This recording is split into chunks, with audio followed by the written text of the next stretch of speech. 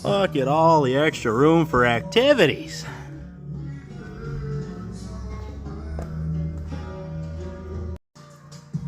Yeah. Look good in there. Alright, so since you saw it last, I had to come all back apart because I didn't have any clamps on it, but now we do.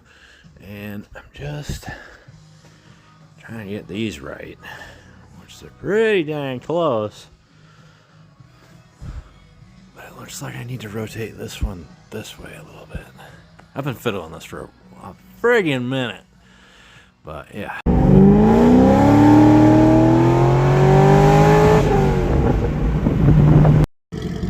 All it needs is a big lumpy camshaft now.